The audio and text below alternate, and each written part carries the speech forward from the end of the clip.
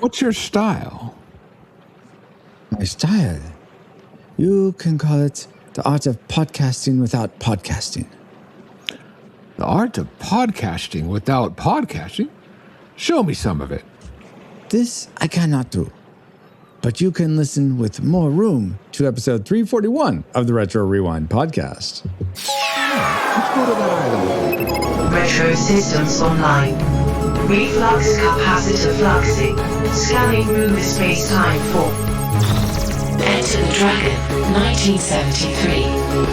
Rewinding in 3, 2,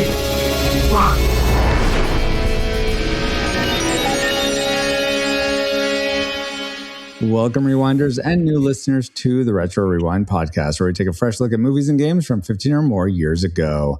I'm your captain of the pod, Francisco Ruiz, and I'm joined by your XO and mine, Paul, the Fist of Fury, PaulJPowers.com Powers. Want to bet? Yeah, I'll get some of that action. Also, for this discussion of the film Enter the Dragon, we welcome back aboard historian officer of the pod, David Bobo Bobke. Hey, Bobo. Bolo. That's all. I just like to say Bolo. Bolo, Bobo, Bobo, Bolo. Oprah, Uma. In addition to Bolo Bobo, we are glad also to have back aboard feelings officer of the pod, Patrick Patch Hicks. Hey, Patch. Good to be back, and let me just say that I might become the resident martial art guy. You're going to change stations. Did you submit the paperwork for that? Well, I think there's a statute of limitations to submit it, so I think I've got another couple of movies to do that. But yeah, it's in the mail. Okay. As long as it's in the mail, perfect. You're forgetting something.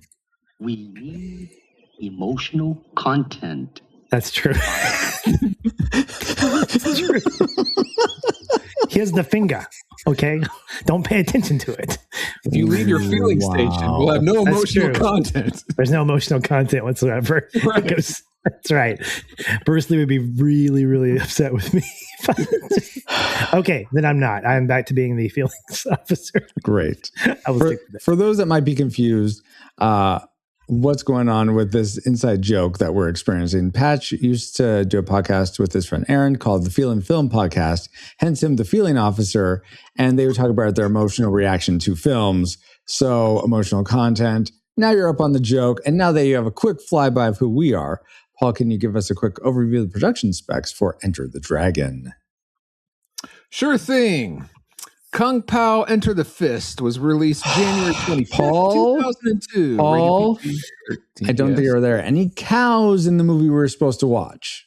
No? I don't think so. I saw some pigs, but I don't think there were any cows. Which movie were we supposed to review? Enter the Dragon. Dragon Fist, same thing. That could have been brought to my attention yesterday. Fine, I'll go back and watch it. Thank you. All right, let's see here. Blood and Steel what the junk?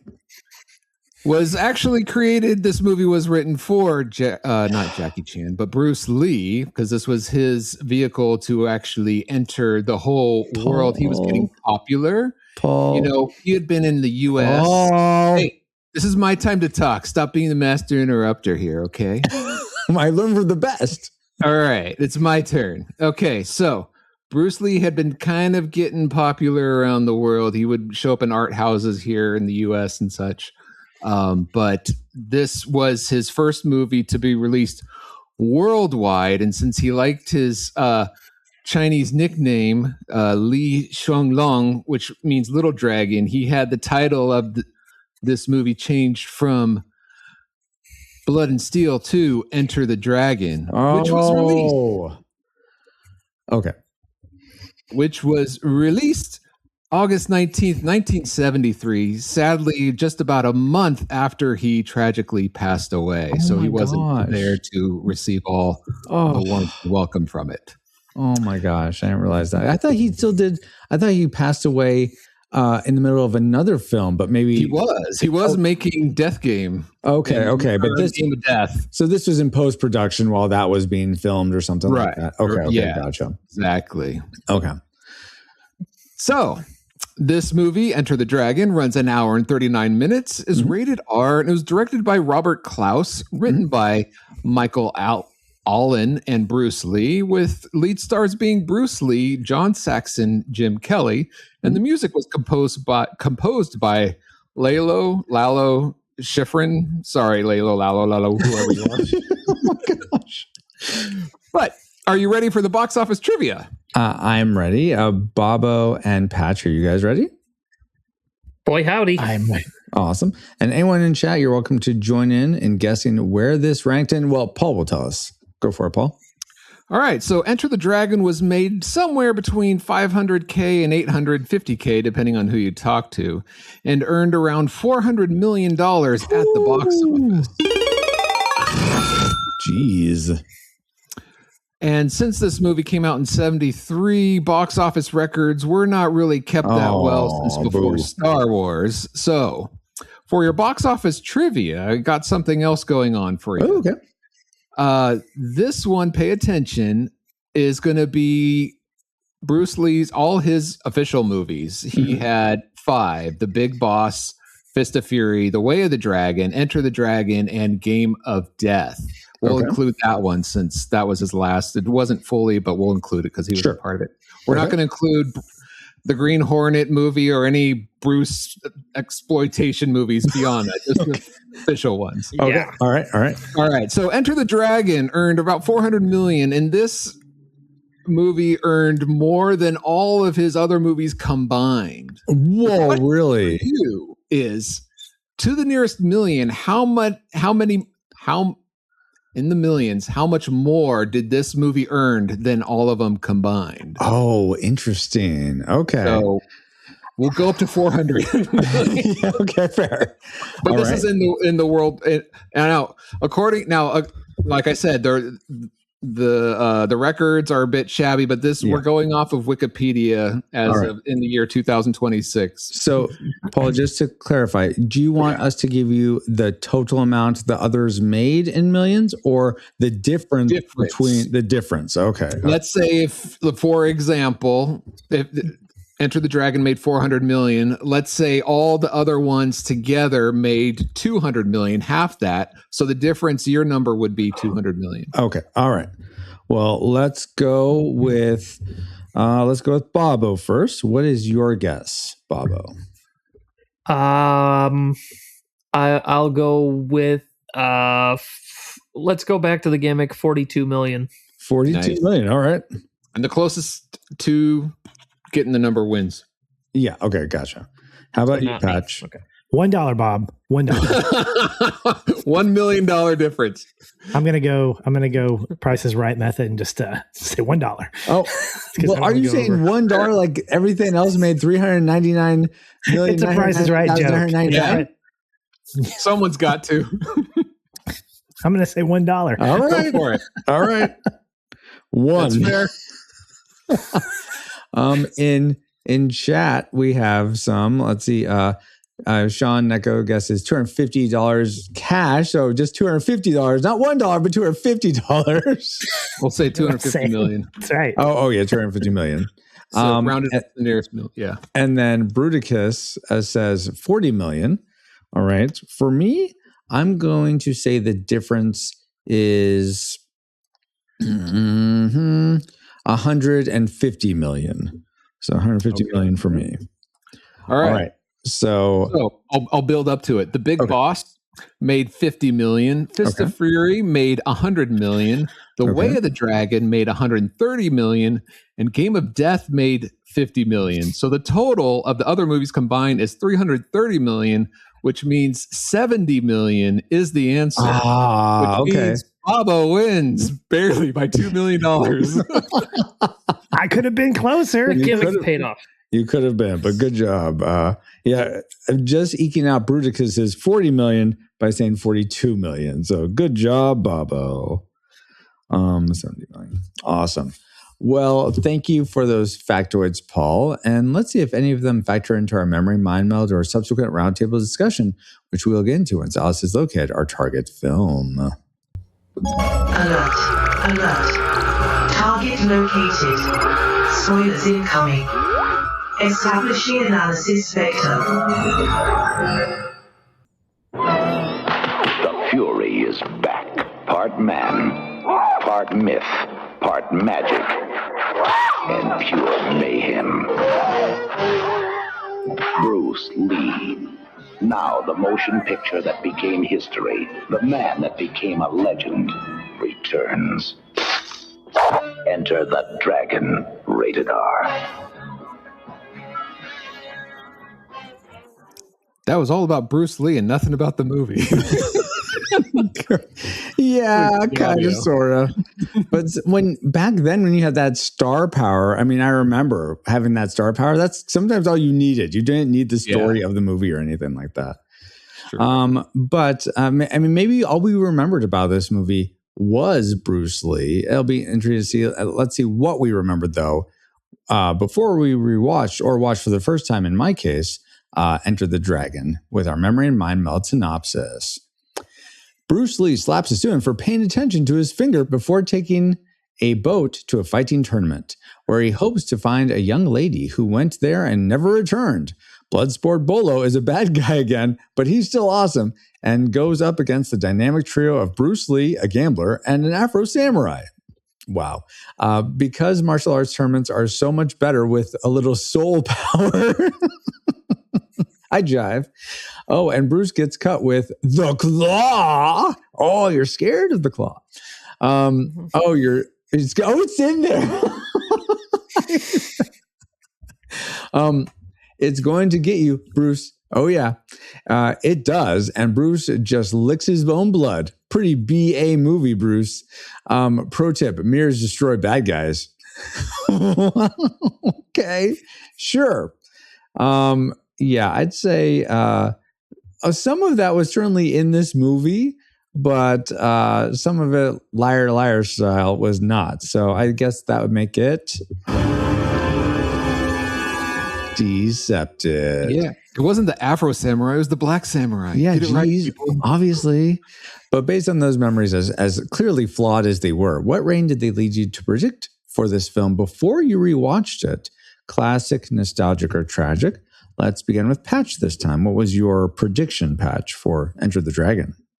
I looked at this as a classic for me because I love Bruce Lee and he's awesome. And nice. I was excited to watch it. So classic. Nice. How many, and here's a question for you. How many Bruce Lee movies, if you include this one, have you seen of his 5? All 5 of those. Oh, okay, I've seen wow. all 5. Nice. Yeah. Very nice. Babo, what was your prediction and how many Bruce Lee movies have you seen? My prediction was classic. And I think I've only seen 2 of them all the way through that I can recall. All right. How about you, Paul? Same questions. I hadn't seen any Bruce Lee movies growing up, and I've been wanting to. But just a few years ago, the set came on sale, and I finally pulled the trigger and bought it. And I watched The Way of the Dragon and Enter the Dragon for the first time a couple years ago, and those are the only 2 I've seen. And I predicted what this was. So this was my second time watching it. I predicted it would be nostalgic. Nostalgic, because not everybody loves when everyone's kung fu fighting. Exactly. For me, I have only seen 2 Bruce Lee movies. I believe it's the same ones you've seen, Paul. Is Way of the Dragon the one with Chuck Norris in it at the end? Yeah. Okay. Yeah. So I've seen now Way of the Dragon and Enter the Dragon. Only little clips, like riff tracks. Has one of his other films that they do a riff on. I forget. I don't know which one it is, but it is one of his. Maybe it's a Bruce exploitation. He's in it, but I don't know if it's clips from other movies put together or something. Regardless, it doesn't matter. I've seen 2 of his official movies. But because I'd never seen this, I always have seen, I always saw the mirrors apart and him cut up. I thought this looks so cool, but it's it's a 70s movie. Those tend to be slower. So I was just like averaging my or trying to minimize my expectations. So I said nostalgic for me as well. So we have 2 classics and 2 nostalgic predictions. It'll be interesting to see if those predictions come true. But first, let's get into the things we liked most about Enter the Dragon. Best bits. Yes, our best bits, and they are brought to you by none other than Paul J. Powers at pauljpowers.com. pauljpowers.com. Okay. And let's begin with Bobo. What is one thing you liked about this, Bruce? The bold strategy, Cotton. Let's see if it pays off for him. We're not in dodgeball, Paul. Okay. Continue, Bobo. Oh, sorry. Much better. Thank you. All right. Go for it, Baba. I'll count that as my entrance music for the segment. First is so I don't have a lot of experience with martial arts myself. I practiced Tai Chi for a while. Oh, really? And I really liked the scene where the New Zealander, when they're all on the boat together, traveling to the tournament, the New Zealander is talking to Bruce and trying to learn what his form of fighting is. And Bruce doesn't really want to share anything. He just says, it's the art of fighting without fighting. He's like, oh, show it to me. He's like, nah, maybe later. And the guy kind of indicates like he's not going to let him go without showing it. Yeah. So Bruce is like, okay, fair enough. We don't have enough room here, though. Why don't we go to that island over there? And he convinces the fighter to go onto the rickety boat, the smaller boat off of the main boat. And he goes out there on his own first, and then Bruce just kind of unties the thing and threatens to let go of the rope. So the guy's just going to drift off in the sea or wherever. And I thought that's such a great example of just sort of dodging the incoming attack. You know, that somebody wants to be aggressive toward you, you just deflect it, and then they realize, oh crap, I'm leaving myself wide open. I'm in big trouble. I should not have been so aggressive. And it set the tone really nicely for Bruce's character, where he doesn't need to be the aggressor. He's just going to let people stupidly come at him. And then he will deflect them away. And I thought it's also a very funny scene, and kind of it's also nice because the New Zealander was being a jerk to the people working on the boat. Absolutely. And then Bruce handed the rope over to them to let them control how much this guy was going to be tortured for a while. So that scene was particularly fun this time around. Absolutely. It's well written, very, very funny, like you said, and smart. Absolutely. It's certainly showing off his style of fighting without fighting. Patch? That's true. I didn't get that. How stupid am I? But that's very right on. Patch, what was right on about this movie for you? What's your first like? I think the modernization of Kung Fu, up until this point, we had a lot, including Bruce Lee's earlier films, we had a lot of your templated, you know what a Kung Fu movie is going to look like. It's going to be a lot of choreography, and it's going to be dubbed voices, a lot of which just are hilarious to watch today. In fact, when I was doing filmmaking, I was part of the 48-hour film project, and we did a take on this. Not this particular movie, but the style, the genre that was picked for us was martial arts. So we went full on into the overdubbing and the massive Foley and things like that. And I think that a movie like this, when you bring it at the time into the 70s, where it was being coupled with spy movies like James Bond, I think it was hitting at the right time. And I think it created this avenue for tons of people to appreciate Bruce Lee for sure. And we'll talk, I know, more about him specifically, but martial arts as a relatable genre of movie to a lot of people who were just, filled with James Bond running and kissing girls and shooting and all this stuff.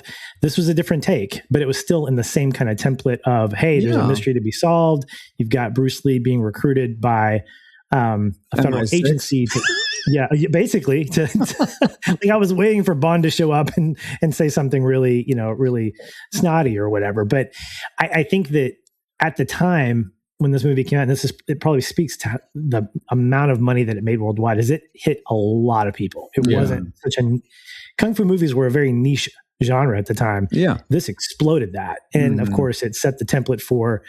I mean, Mortal Kombat is probably the best shot for shot plot driven. I was gonna say this reminds me so much of Mortal Kombat. The whole Dozens showing up on an island for a tournament. Yeah.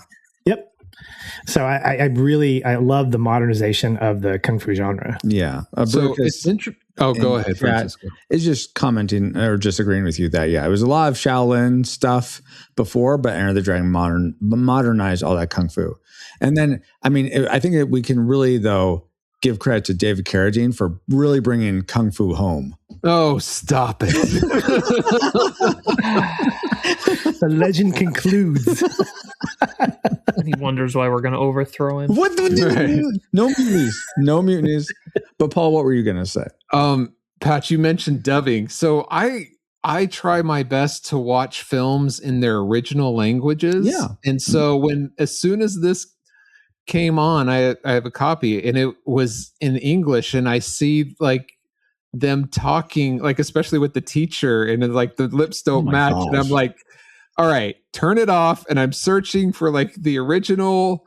And apparently this is how they make films, at least back then. This is what's called quote unquote Hong Kong style. They dub everything because it's so weird, but yeah. Yeah, there isn't like an original one. There is no original audio footage. It's even dubbed over there as well. So they dubbed it on top of it. So so I guess I got, because most of it is in English, I got the original, I guess as close as you can get it to. Yeah, but interesting that's how they made it back then. I thought it was just like, oh, they're trying to appeal to the foreign market. Well, yes, but it's the audio quality is just as bad over there, apparently. I was going to say, I only really noticed the dubbing. And the dubbing was most stark with the teacher at the beginning. Bruce Lee's like instructor. Because I don't think he was speaking English, the teacher. Yeah. Everyone else. And I actually really appreciated hearing Bruce Lee's actual voice. I thought that was really nice. I mean, I'd heard him in interviews in other film or in other places. So I knew what his voice was supposed to sound like, so it was just cool hearing his voice. But at first, when I saw, like, as similar to you, Paul, when I saw that this teacher looked dubbed, I'm like, oh, wait, is everyone dubbed now? And this isn't the original? But okay. I got the dubbed copy, dang it. So did you like that it was the original? No, I found it interesting. I just thought it was, I didn't realize that, like in the Godzilla movies, they're all speaking Japanese and it's dubbed. And if you get the dubbed version, it's all dubbed over in English. It sounds very similar. So in turn, I was looking for the original Hong Kong version, but that's also dubbed in that. So the audio quality is the same. Anyway. Yeah, no, I totally get that. So what was your like though? Tell me your like. Okay. So the amazing quickness of Bruce Lee, like especially like when he's up against like the big guy with the scar and he's just like slapping him or jabbing him so quick. And some of those are kind of like slowed. Some of his like kicks and stuff are slowed down for like emphasis and cinematic drama and everything. I would have loved to have seen some of those like full speed, what those were like, but it's just amazing to have that on film and to see the quickness and everything. And even like the nunchucks, like how fast he was spinning it. When I saw that scene, I wished so much that it panned over to Michelangelo and a fellow chucker, eh? Would have been amazing, but I know you can't. Yeah. Do it. But anyway, it's great that we have stuff just Bruce Lee's finesse in this style on film to appreciate. Yeah, but it's all like editing and trick photography. I'm kidding. Well, you probably alluded to this, Paul, but I mean, that's one of the things that makes this movie so interesting is that they did ask him to slow down. Like that's how quick he was in real life. Like he actually had to slow down. So if you're wanting it even slower, yes, you have to use camera tricks, but he did slow down. There have been stories about this movie where because of the fact that he would do the choreography so quickly, they would have to do it over and over and over again to capture all the stuff. Oh, wow. And it's what makes for an amazing theatrical experience, but a frustrating production, because the directors and the stunt people are like, I think we got it. As a perfectionist, Bruce Lee is going to get it right the first time because he knows the stuff. This is essentially Bruce Lee being Bruce Lee, not Bruce Lee being a character. And to have to slow that down, I think it probably legit messed up his martial arts rhythm. And so he probably wasn't doing them as well as he could have. So it was a real, I mean, I'm sure it was just a real experience on set to do that. I listened to I watched this movie twice for this podcast review, once at normal and once with the commentary with the producer. And he said that in the middle of the movie that Bruce Lee had to go home and rest for 4 hours because he hurt his groin kicking, not kicking somebody hard, but pulling back. He's used to like kicking and going forward and not pulling back his kicks. So it's extra strenuous to not go for the follow through, to hold back. He wasn't used to doing that so often. So yeah, you don't get the full effect. And then he got injured by it. Wow. Got injured from going easy. Exactly. Right. I'm not used to going easy. It's like the Princess Bride. I'm not used to fighting just one man. You use different moves with lots of people, except when you're fighting just one. Rest well, big fella. Dream of large women. Okay, enough Princess Bride. Something I liked about Enter the Dragon, because we're in the likes section. I actually appreciate the flashbacks that we get for Bruce Lee, so we get his motivation, and then the other two characters, Williams and Rancor, the Rancor pit. No, what's his name? Roper. Roper. I like Roper. Yeah, sure. Yes. I felt like we got just enough of why they are doing what they're doing and how they sort of get to Hong Kong without like dragging. And so I just appreciate that to have that. Yeah. And that's before when we were just sort of seeing them getting in their boats and stuff. I'm like, okay, who are these people? Why do they matter? But now all of a sudden I care about them a little to some extent. So I thought that was really good, a good use of storytelling without going overboard.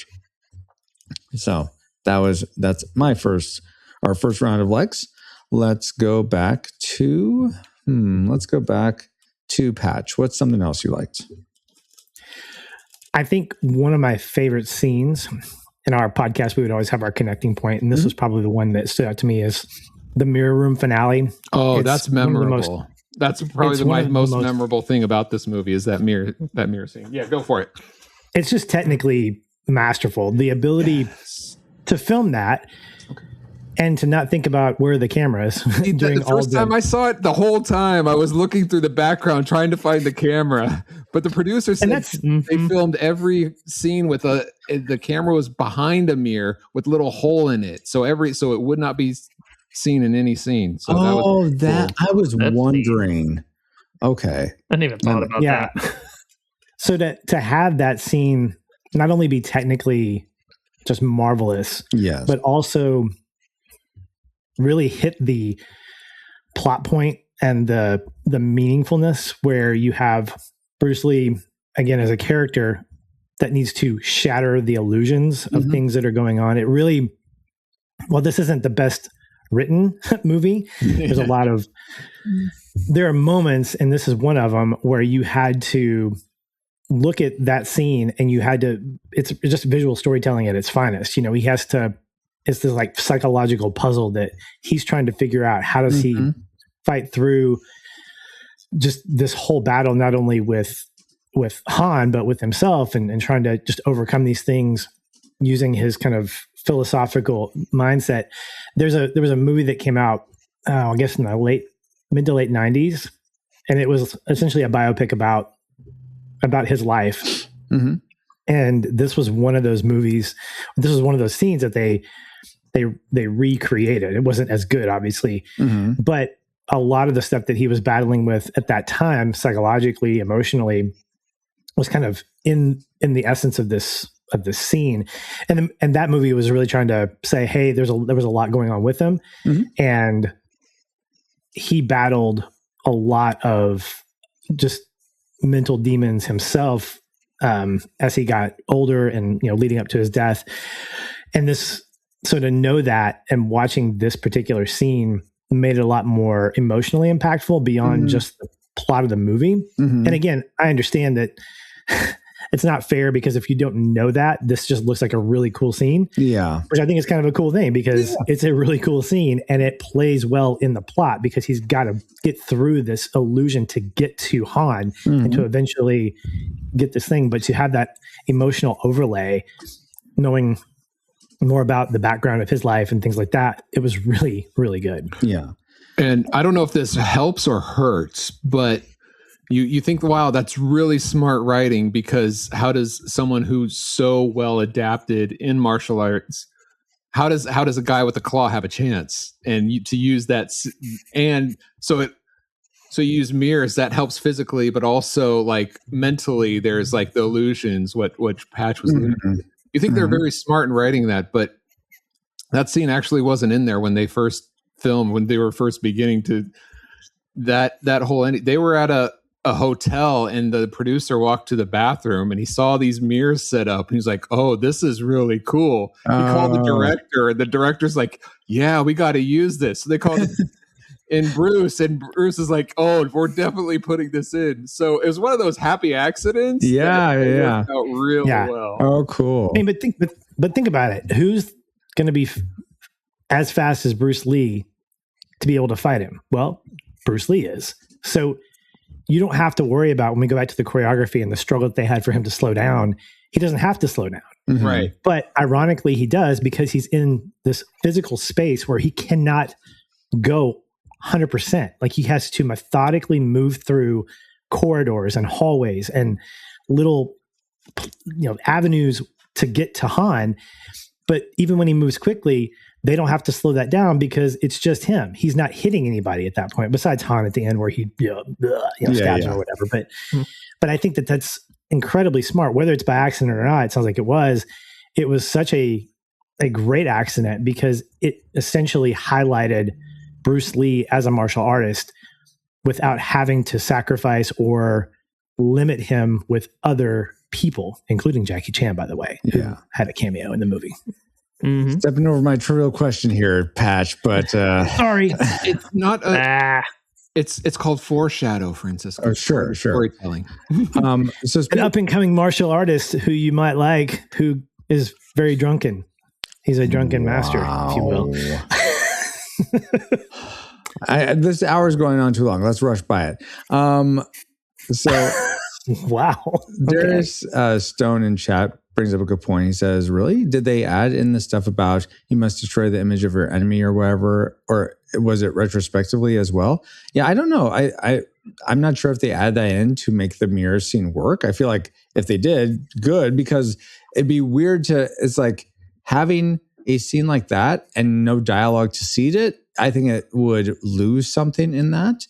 So if they're like, oh yeah, we gotta use this, but we gotta write a reason for it. I'm totally fine with that if they did. But the theatrical version, because I watched the special edition and I was trying to find the differences, and there's not that much difference, only like 3 minutes difference. And but one of them was some of the philosophy that Bruce was talking with his teacher at the beginning in the theatrical.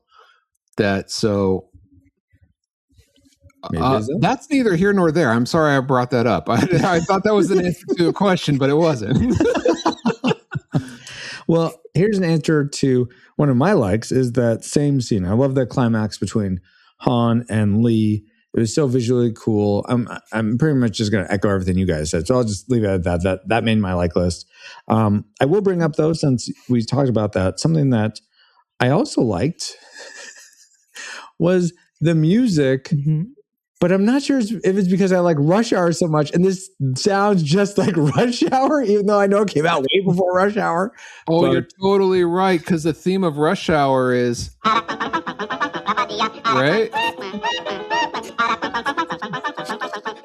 I mean, you set yourself up for that one, man. Come on. No, it's not the No, I'm thinking of a different one. Sorry, go ahead. Yeah. Francisco was looking at the finger and he missed all the heavenly glory. Oh, that's what it was. Yeah. Baba, why don't you tell us what was glorious about this film for you? Sure. It's a pretty quick thing, but I've long been entertained by the scene where Bruce Lee is fighting off wave after wave after wave of guards. And he finally winds up getting a set of nunchucks. Yeah. And there's one guard coming at him and he kind of stops and Bruce does the nunchucks for about 12 seconds. I counted. Yeah.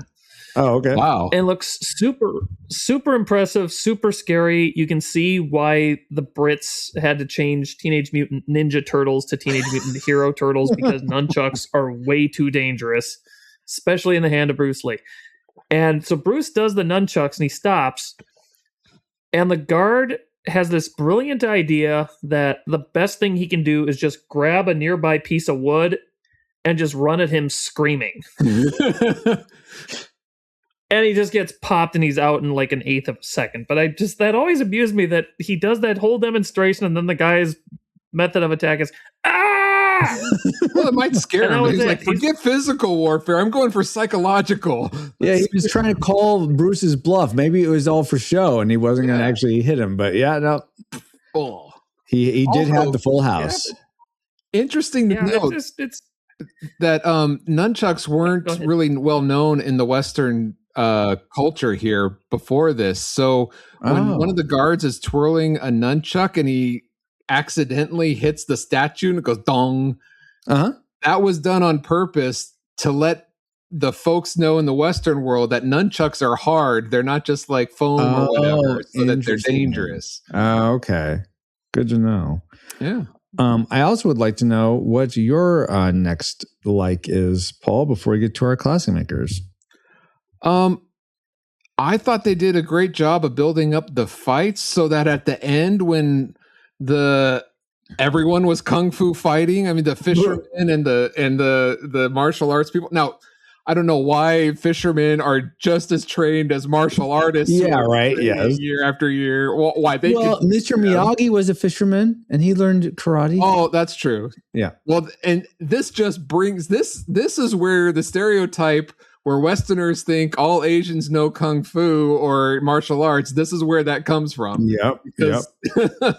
But I thought it was great. That end scene, there was a lot of people there, and just the choreography, they didn't look like they were just like, oh, whatever, like they would look kind of sloppy in some of their exercises in some of the previous scenes. But I thought it was a good build up there at the end with everyone. Okay, very cool. All right, then that leaves our classic makers, the things we liked most about Enter the I swear, throughout, so I did a stream earlier today where I was doing just work with me stream. I was doing setup for this and some other stuff.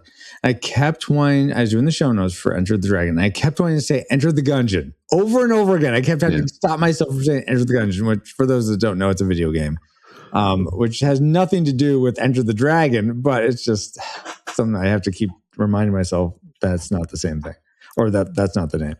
Anyway, let's get into our classic makers for Enter the Dragon. And I am going to start us off because mine is my classic maker, but I don't think it is a whole, like something dramatic or amazing. Same with mine. Oh, okay. Well, for me, then I'll go with you next, Paul. But for me, my classic maker is the shot quality in this.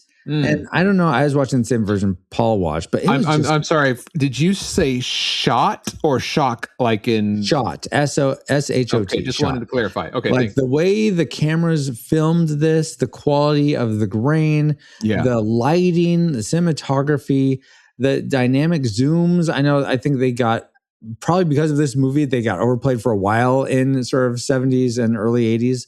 But I guess I have enough separation from that era that it wasn't a big deal to me. It felt very dynamic, but I was just like really taken aback with like how good this movie looked. And I was surprised because I'm used to 70s movies looking way worse. I don't know if it's just maybe it's the Panavision cameras. I don't know what exactly it was, but it was striking to me how good this movie looked. So that was my sure, Paul. We'll go with that. Why not? Some comments in chat before we keep going. Darius Stone said, I liked the introduction of the big bad as a cross between the devil and Dracula in this like Homeric feast. Like I think that Homer's Iliad and the Odyssey, that's what you mean? That was really cool. Yeah, that was cool how they introduced him that way. And all this like temptation, like I liked how Roper said it's like they're fattening us. The fattening us for the kill. Fattening Yeah, us maybe up for that's the Williams. kill. I forget. Yeah, but now how about we fatten up with well, you said yours was kind of light, Paul. So let's not fatten up with your classic maker. Yeah, I just thought it was interesting characters, like the main three, the three guys, even though one of them died. But it was it was a nice plot that, Mortal Kombat stole. But I think the whole story itself, I think is a great little simple story, and it makes for the most part sense. But I thought it was well put together for a movie and like in a story and a plot. And all right, let's watch this, because there's a lot of kung fu movies that I remember watching, especially in college, where the plot just was really not all that interesting. Oh, interesting. Yeah. So this is a lot better in my opinion. Yeah, I'll comment on that real quick. I'll say that I remember, and this is only not really related at all, but I remember in college, when me and Paul were in college, Crouching Tiger, Hidden Dragon came out. I remember really liking that movie. I remember really liking that movie.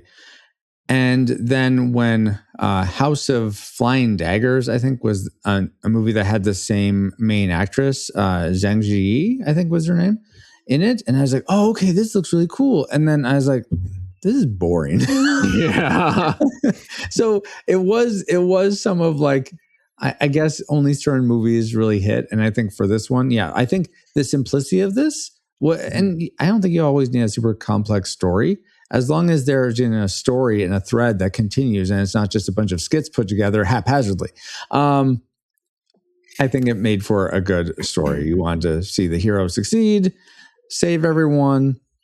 It was good. But I'm curious what was so good for Patch. What was your classic maker, Patch? See, I need walk-up music like that for baseball. That'd be good. Or when I go up to my soccer kids with my black belt on. And that's right. I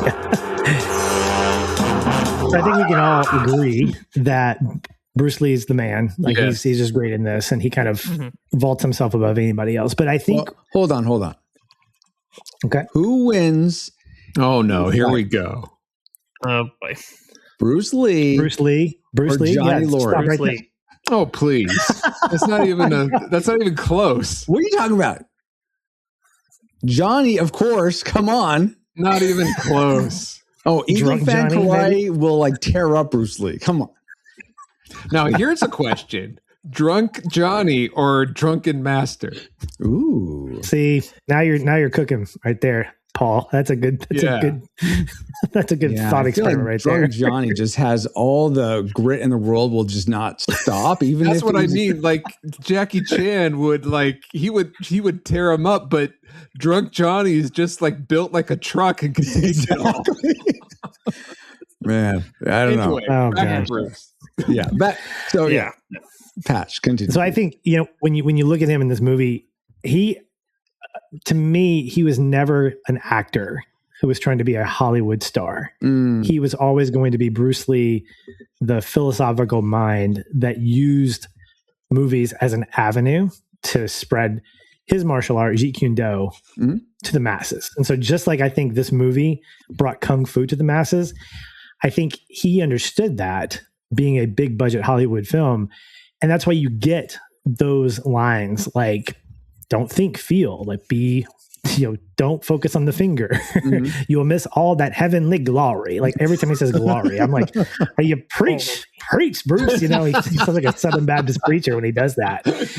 But as I've matured in watching movies like this, because, as a 12-year-old, like, why? What is this? Yeah. But when you start understanding he had a philosophy. He had this ideology in his martial art that he created that I believe wanted to manifest itself in his movies. Mm-hmm. And Enter the Dragon became that. Mm-hmm.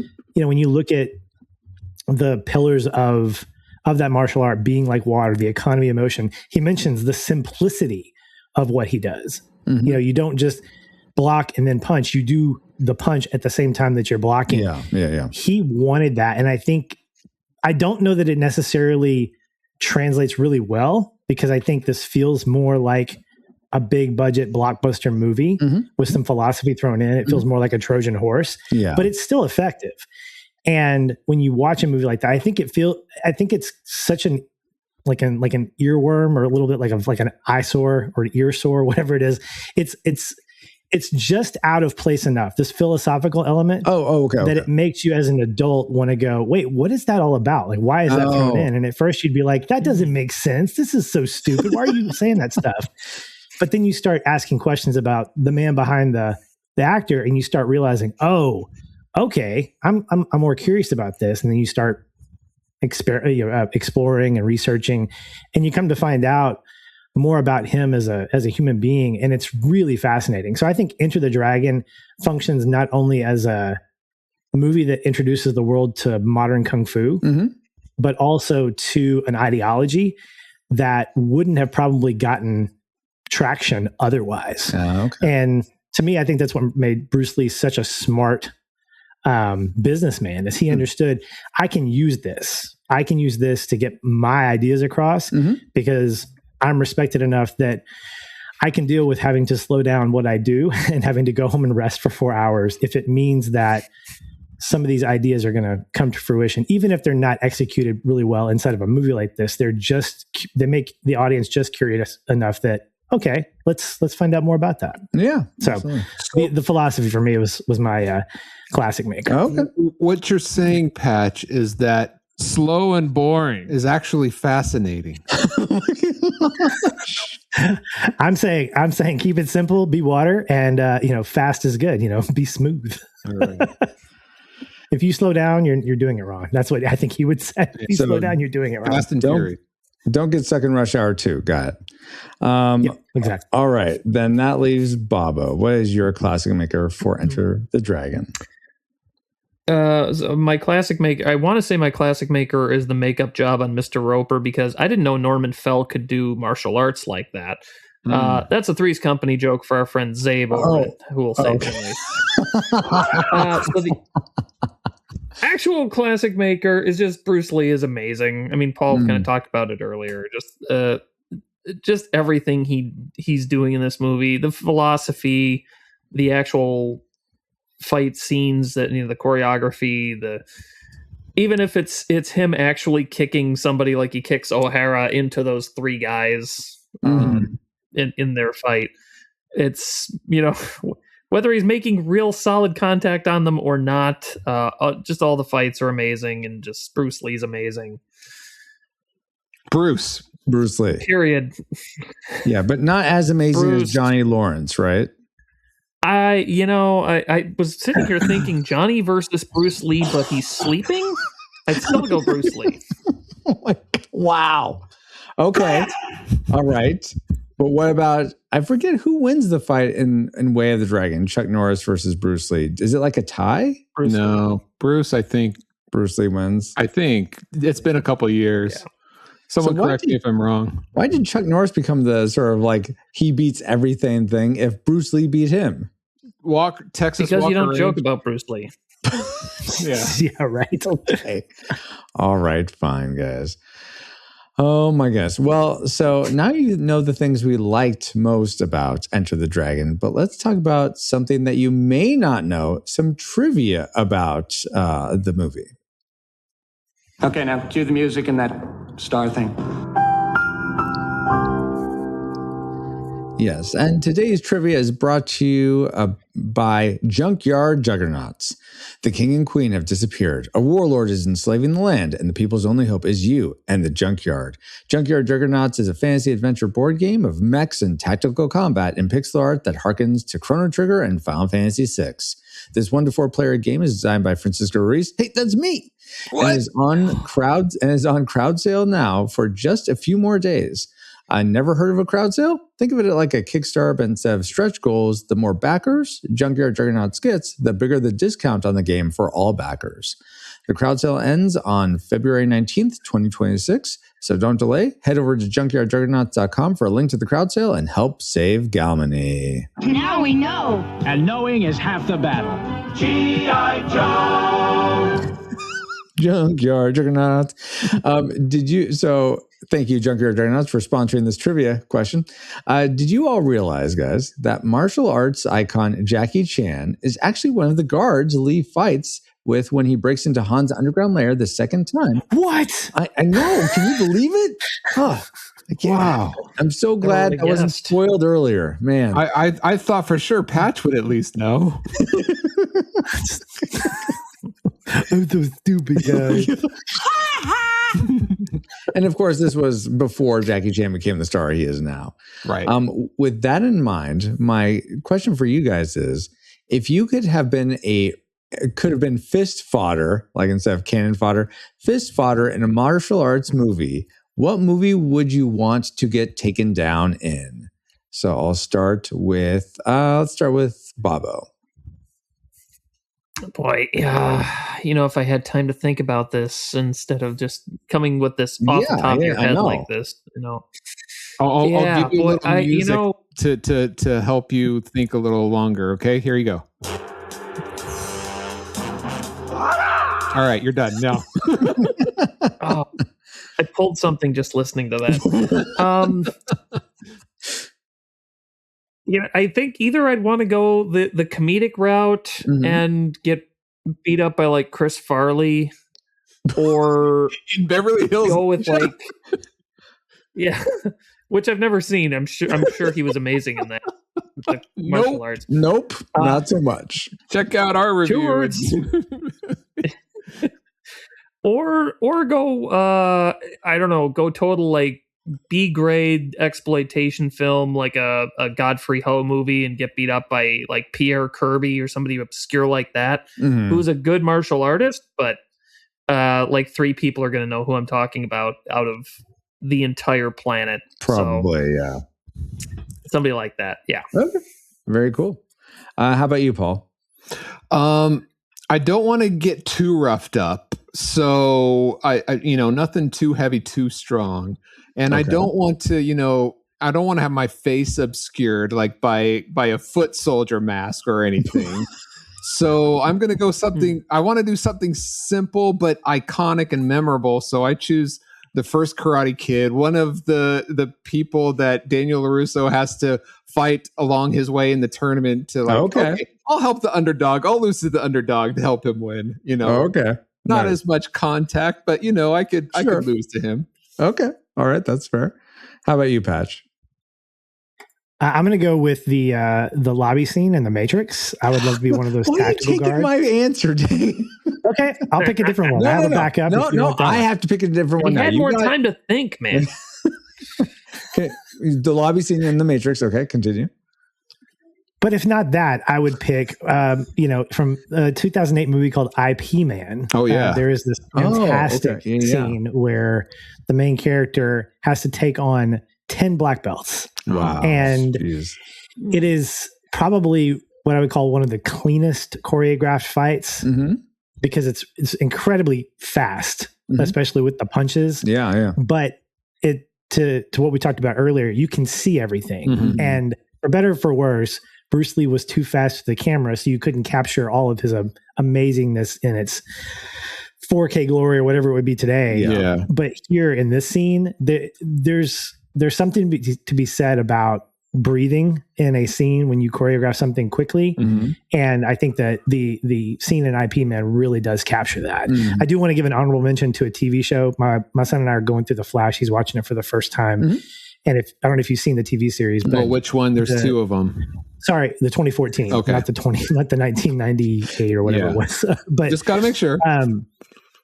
And there's a second to last episode of season 5. The main character's coming in, and he's got the Hallelujah chorus being played in the background as he's taking down all of these soldiers with all of these powers that he's accumulated over the course of the season. Okay. And some of it's slow motion, some of it's speed ramp. But the choreography, I remember watching it for the first time when it was on and remembering what I had thought that first time of, this is great choreographed, just cinema, scenes, choreography, small screens, big screens. I want to give a shout out to that particular thing, but IP Man takes my vote. Oh, so you call him IP Man. I've always called it IP Man. Yeah, me too, but maybe it is supposed to be IP Man. IP Man. I don't know. We should ask Bruce Lee what he calls his teachers. Oh yeah, because that was his teacher, right? Yeah, Bruce Lee. Yeah. So Francisco, what about you? I'm wondering what was your pick? Yeah. Well, I mean, it was going to be The Matrix, but actually thinking about a little bit more about it, I actually don't take mine. I've already taken it. I've already got it. You can't have IP Man. No, not IP Man. IP Man. I would be up. No. So there's I'd be one of the other 10 black belt artists beating him up. There's a 30-minute sort of movie short on YouTube called Kung Fury, and I enjoy that more than I should. So I'd love to be one of the thugs that Kung Fury beats up at the beginning of that. Ah, okay, fair enough. Great trivia, Francisco. Thank you, Paul. Bubba, you can have The Matrix since you didn't have a chance to really think through. You can have the Matrix lobby scene if you want. Thank that you. way we all have. Yes, I almost chose the guy who's like telling them like, oh, maybe it's tasty wheat. How do they know what it's like? And then it gets, like, shot up later. But anyway. Mouse, I think. Yeah. Now that we all had some trivial fun, let's find out what memories you, our Rad Rewinders, had about Enter the Fist, Kung Pao, The Dragon Way. No, Enter the Dragon. Wow. All right. First from FireJoyStudios.com, Guyan says, exclamation point first. That's a joke for people that watch the live streams. Late for the voting, still new here to these message boards. And speaking of boards and them not hitting back, I'd rate Enter the Dragon a classic. It was great for its time and is still considered as one of the most influential action films of all time. So much respect for what he's done. I even got to visit him and Brandon's grave in Seattle back in early 2020. Oh, that's so cool. So that's one off the bucket list. Nice. Very nice. And extracted from X, we have Geek at Arms. He says, well, he goes into a big sigh and he says, I've tried. I know it's a lot of people's favorites. The fighting choreography is grand. Bruce Lee is Bruce Lee, but I just couldn't get into it. All right. Gaiden, now on X, says, although not my favorite Bruce Lee film, that would be The Way of the Dragon, Return OTD. I don't know what that is. I still rate it a classic due to what it introduced it to the West. May he and his son rest in peace. And for those of you who rate otherwise, the following is for you. And then I think it was a Bruce Lee gif of him like going like shaking his head or something like that. Or, oh no, he is him and Han saying you disgraced this Shaolin temple or something like that. So. And finally from Facebook, we have Wardell White who says, I remember thinking of Saxon. That's the dude. That's Roper, right?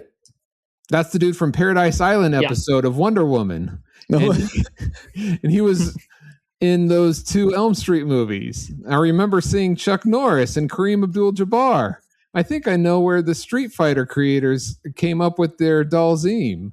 Basketball dude got some leg reach. This movie was like watching a video game come to life with Bruce going level to level until he reached the end. It's been forever since I've seen it, but it was fun to watch when I did. Nice. Was Kareem Abdul-Jabbar actually in Game of Death? Was he confused there? Or? I haven't seen it. I know he was in he was supposed to be in one of the Bruce exploitation movies, but he wasn't. It's part of that whole thing. But okay. I think it was Game of Death that he was in. Nathan Marchand says, I first saw this one on a cable movie night show called Movies for Guys Who Like Movies. This is why Bruce Lee is a legend. Totally true. Yeah. Jeremy Shields says, the guy that almost looks like Sean Connery. Which guy almost looks like Sean Connery? Roper. Does? A little, some of the angle. I don't see it, but okay. And Dallas Mora says, saw this movie years ago when I was a kid who was probably too young to watch it. Years later in high school, I rented it and watched it again and thought it was amazing. Bonus point is that Christian rapper T-Bone sampled a line from the movie for his song Throwing Out the Wicked from the album The Life of a Hoodlum. Wow. So Dallas, this little sound clip is just for you. Is that the sample? Yes. Okay. Nice. All righty, guys. Well, thank you all for sharing your memories. And I guess Geek at Arms memory sort of leads us into the things we didn't like about Enter the Dragon. So, Alice, kick up our worst woes. And our worst woes of Enter the Dragon are sponsored by Captain Tragic himself, Francisco. I am not Captain Tragic. Him in our Discord community at firejoystudios.com/Discord. Wow. Oh, my word. Well, okay. You'll see soon that I am I'm not. Whatever. It doesn't matter. Let's talk about the things we didn't like, much like we just said. Let's start with Patch. What's one thing you didn't like about Enter the Dragon? Well, unlike Jurassic Park, the first third of this movie was probably could have been an email, essentially. You're right. The first third of Jurassic Park is unlike Jurassic Park, which is perfect. Every minute is perfect. But unlike Jurassic Park, the first third of this movie is forgettable. And I'll tell you, no, you're getting confused. That's just like Jurassic Park. I don't get confused. I'm being water. I'm being smooth. I'll stop. I'm not focusing on the finger like you are. I'm going to let you continue. I see the moon. And it's, okay. I think where I have a problem is the best and worst part of this movie is that it's made for a wide audience, a wider audience. Mm-hmm. And I love the diversity. I think it's great that you have an Asian lead, that you have a white guy, a black guy, and they bring out what I think is the stereotypical black guy, white guy, Asian guy of the 70s. And it's exploitation. Yeah. You've got the white guy who's the hero, who has a lot of screen time, probably unnecessarily. You got the black guy who, does he die? For better or for worse, probably has the worst lines of the movie. And then you've got the Asian lead who is really not talking much at all unless he's doing his philosophy stuff and he's doing the kung fu stuff, the martial arts. This is where all those stereotypes come from. It could be. I mean, they come from somewhere. They do. And so I think the parts I don't like about the movie are that I feel like Williams and Roper are unnecessary to the plot. Oh, interesting. Like Williams' death doesn't feel heavy to me. It doesn't feel weighted. True. I will agree with that. Yes. I thought it was. I was bummed. I liked him as a character. What I'm saying is that it seems the unnecessary. amount of screen time unnecessary because Williams did not give me any kind of reason to care about him up until his death. Like, he's got charisma. All three of these guys have great charisma. Yeah. But none of them, the impact of Williams' death and the impact of Roper's ability to battle like he does paled in comparison to the fact that I think you could have put Bruce Lee solo in this on his 007 mission and it would have been fine. Yeah, it would have been. But I think you needed. Liked. Yeah, I don't think the audience getting as many people involved would have been nearly as wide if you hadn't put those two guys in there. So I understand like what China does now. They're putting Chinese things and people in places in movies just to reach to a wider audience. I think so. I mean, I think that you're taking a risk with a movie like this to show a genre that was really, really a niche at that point. Yeah. And so I get it, but it shallows the water of both of those guys where I feel like their charisma could have put you could have done a lot more with them. And the movie felt a little bit cheap because they felt, in today's language, visual language, they felt very stereotypical. And I don't think that's the movie's fault necessarily, but it is from a current day watch. It's not something that I'm going to go, you know what, you should watch Enter the Dragon, but probably not the first third. Like, just when they get to the island, then you can watch it, because that's where I think all the interesting stuff happens, because you don't necessarily need backstory on Roper or backstory on Williams. But then you care more. You understand where they're coming from. But I didn't. That's the thing. I didn't care. Even with their backstory, it felt like, okay, here, let's fill up 15 minutes to talk about why Roper's there and why Williams is there. Yeah, I almost feel like you want save the cat moments for each of them for us to care about them, or something they're like, oh, my mom's sick, and so I have to go find this tournament. Something more that grounds you to why this character, raise the stakes even more for each character. Yeah. I'm curious. So, and I don't know if Bob or Paul, you feel about it this way, but if we're comparing that, we could compare this to Mortal Kombat earlier.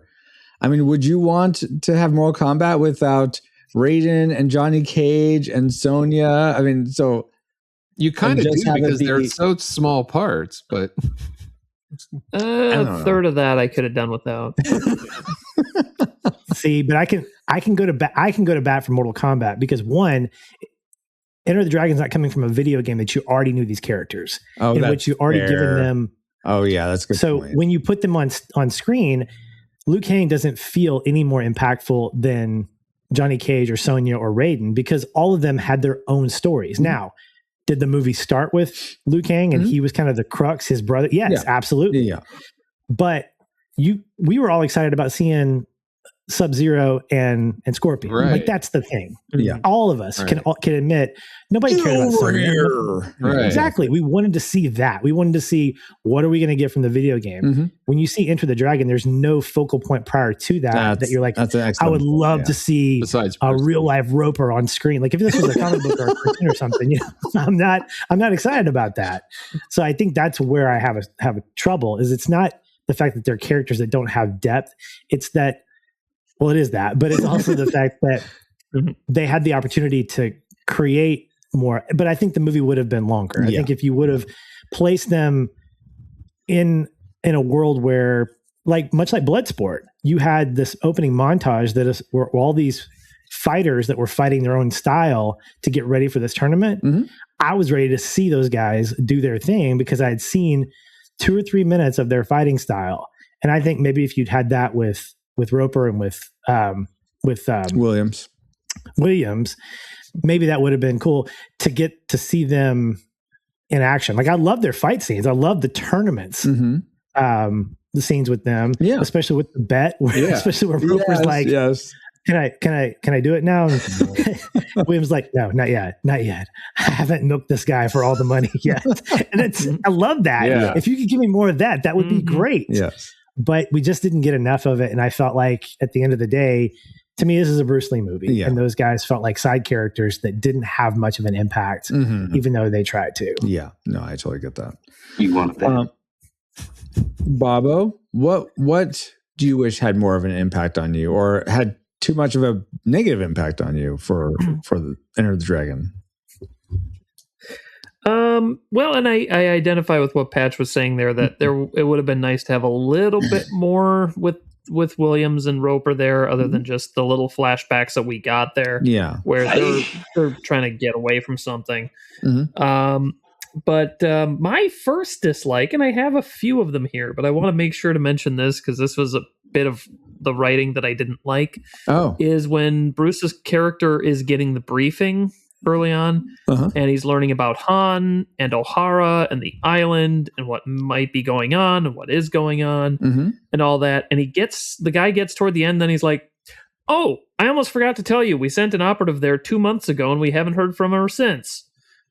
How did you almost forget to tell him that there's an operative missing on the island? That one of your people has been missing for 2 months? You almost forgot? So, yeah, that's another thing that, like, I always love the nunchuck scene. I'm always driven crazy by that bit of dialogue. Oh, interesting. And I'm always driven crazy by the lapels of Bruce's shirt that goes all the way down to his chest. Seriously, why are they fangs? My goodness. I know that's probably the 70s that's style. great. I don't know what you're talking about. All right. I know that wasn't like a dislike for me, but thank you, Bobo. Something that was an actual dislike for me was and this is sort of like the flip side of one of my likes is it seemed like in that finale in the mirror room, which I think we all agreed it looked visually stunning. And I have no issue with how they shot or like, using camera tricks or anything like that. My issue is that, yes, the way we as an audience perceived it, we could not see Han at certain times. We could not see Lee at certain times. But if we were in their shoes with their perspective, you could have seen them given where the angle came from. You would have seen like. Have you ever been in a hall of mirrors? Yes, I have been. Well, you need to be in more because I've been in some that where you could not tell like left or right because there's more mirrors. I'm just telling you, there's this one shot where, and it looks really cool because Lee is really big and Han is really small, but like right next to him and it's like cut off. But then as Bruce goes this way or Lee goes this way, Han comes out, and the way they pass, it's very clear to me that they would have like passed each other in a hall. Like it's just because that's the mirror. You think so, but it's not. I'm telling you, you can turn your brain off, Francisco, and enjoy the movie. It just bothered me because it seemed from my perception that it's like one of those things where characters are like sitting and they're like, all of a sudden this character's here, and you obviously, if you were that character, you would have seen them coming, but because of the camera of the audience, it was like a surprise. Yeah. So that it just bothered me. So that's one thing, just like for me. How about for you, Paul? Okay, my first dislike for Enter the Dragon is our modern U.S. culture. Okay. Now I'm going to focus mainly on just the music. Oh, but I like the music. I do. I think the composer did a great job. Okay. But the modern U.S. influences in my brain are hard to turn off when the movie starts and you hear this, what we call stereotypical Asian music playing, and immediately these voices in my head are like, "Oh, that's racist. They shouldn't be playing." Gosh. And even though it's from like it's over exaggerated and it's offensive, and it's like, no, it's not stupid American culture. You need to shut up. And then when the credits start rolling, you have the disco music coming in underneath, and the U.S. modern culture is like, oh, that's old, outdated, disco sucks, coming in. I'm like, shut up and just turn your brain off and enjoy it. So my first dislike when trying to watch this from a modern perspective is turning those voices off and trying to enjoy the film for what it is. Okay. That's really interesting, Paul. I can totally get that. Yeah. Something I guess that's similar to that was the scene with Williams, his like backstory where the cops are harassing him. Yeah. And part of me wonders, like, I feel like part of me is like, that's too stereotypical, but maybe back then that was very still normal. True. I don't know. I mean, my dad was in law enforcement. I know other police officers. I get the sense that that's not as common as the media would like us to believe it is. But I have some friends who are of certain culture who would say that it's absolutely true. And so that's fair. So I don't know. But I'm just trying to tell you that. I have some police friends too who are kind of like, yes, but no. Yeah. So it's we certainly we live in a current culture, and so sometimes those can have negative influences or impacts on the entertainment we enjoy. But okay, that's neither here nor there. So that's so those are our first dislikes. Now let's get to Paul. Keep it going. What's another dislike you have? Okay, Bruce Lee fighting the main guy, Han. Yeah. It's hard for me to believe that he wouldn't take him out in that little foyer room, like even with his like steel claw. That scene is just way too long for me. It's like, okay, get him in the Hall of the Mirrors where they can hide. I believe that much better. Yeah. So it's like it's yeah. Okay. That's my second. It's like this big bad that's been like, yeah, he's too old to be that tough, even with a metal hand. You know what I mean? Yeah, similar to that. Just since, and this isn't just like because it's, and I'm only saying it now because it's really connected to that. Is that metal hand that hurts Bruce? I feel like there's just it took me out how. There have been the blood. It was just very clean lines throughout most of the fight. How fake the blood looked? That'd be like skewing down. They'd be like sort of dribbling down because of gravity or splattering places. What? They didn't want to really cut him. Back in the 70s, that's how the horror thing was done. I'm not saying they should have really been cut, but they should look like he was really cut, is what I'm saying. That's what I'm saying. The effects back then weren't great. Well, all right. Stage blood was real blood. Yes, use real blood. Come on. Commit to your craft. Oh, gosh. Yeah. All right. So now let's get back to our guests. Thank you for waiting through all that. Bobo, what's something you didn't like, or something else? Yeah, another dislike. Yeah, I mean, my list of dislikes is a lot of nitpicky stuff. Really, just like blood not dribbling down from wounds. Nothing silly like that. The next one I've got on my list here is when we're getting the background on Roper and he hits his ball into the woods. He's playing golf, hits his ball into the woods. And there's the three guys there trying to get money from him. Oh, that's like $150,000. Yeah, that's the guy from Dodgeball with his coif hair and his mustache like that. That's what's his name, Francisco? White Goodman? That's great. Go ahead, make your jokes, Mr. Joke maker. Hey, look, he had that hair and that handlebar mustache. I guess he did a little bit, yes. Go ahead, Bobo. Yeah, that guy looked like he's a great actor. But anyway, those three guys are just hanging out in the woods. Like, does Roper always slice it on that pole? That's a good point. I never thought about that. Yeah. Or what? Because were they following him the whole time? I didn't get that. I thought you were going to bring up the editing because the scene first starts out, he putts it, and he's trying to bet like, oh, that's $100 a foot or something. Then the next thing you know, after he putts it, he whacks it way off to the side. Then he beats up those people, and then he hits the ball way back and then putts it again in that same area. So I thought the editing was wrong. Like it was supposed to be those people down there. Then he hits it up. Then he putts it. But yeah, I figured that those guys were walking around and they were, following him and just hit him in that area. Maybe.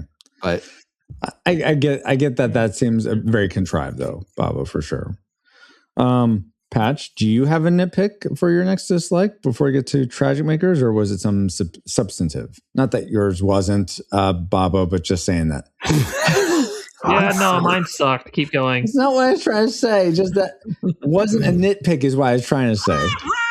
Oh my gosh. No, I don't think it's a nitpick necessarily. I think it's something that for all it's doing well to be a spy movie, it also feels like a rehash of a spy movie on a cheaper scale. Oh, interesting. And I know that like the when Island you create of a martial Dr. arts No? movie, yes, Dr. No is a great movie. This feels like a cheaper version of that. Yeah.